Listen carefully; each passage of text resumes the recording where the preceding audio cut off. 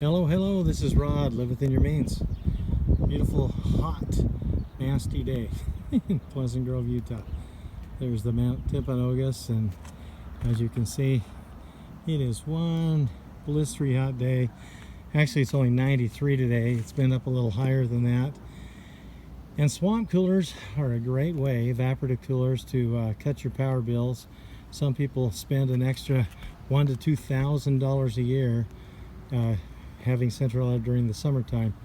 These evaporative coolers can do a good job if they're maintained and if the pads in these stay wet. Now, what I did is I actually put took out the blue pad that was there that wasn't working very well, and I put new aspen pads in.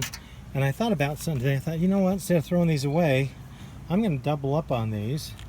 So what I did is I put the new aspen pads in, and then I put the this blue man-made whatever it is, put that over the top of that and put them back in, so there'd be twice as much stuff to get wet, because these blue pads really don't work very well. The aspen pads work just so much better. And then I decided to double up on these, other than this back panel, which it sits on the north, so it's really never in the sun. And I just have the aspen pad in there to make sure that plenty of air can work its way through. But I put the blue pads back over the aspen pads, which I've got on the outside, and made sure they're tucked in, because you want to make sure that there's not air coming through here and having a big gap. So the aspen pads are underneath there. They've got these blue pads in front of them.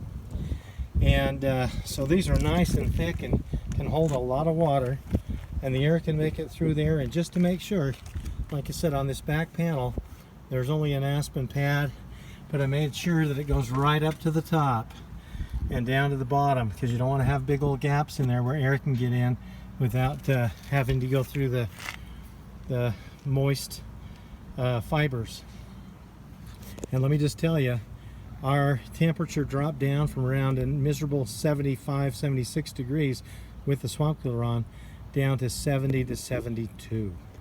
And so this is a way you're going to get new pads. Look at doubling up your pads, putting the old ones on top of the new ones, and make sure that you don't have any gaps in there. If you do that, as long as the days are dry, you're going to get a cooler temperature in your dwelling, in your house or your apartment.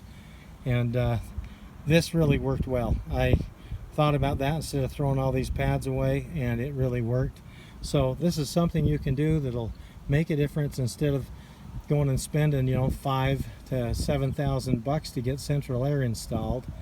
And just keep using your swamp cooler, save some money, keep yourself cool. Now, granted, if the humidity gets up high, swamp coolers don't work, and that can happen a few days out of the year here in Utah.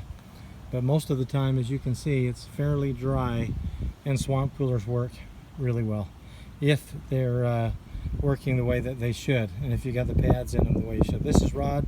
Live within your means. Have a wonderful day.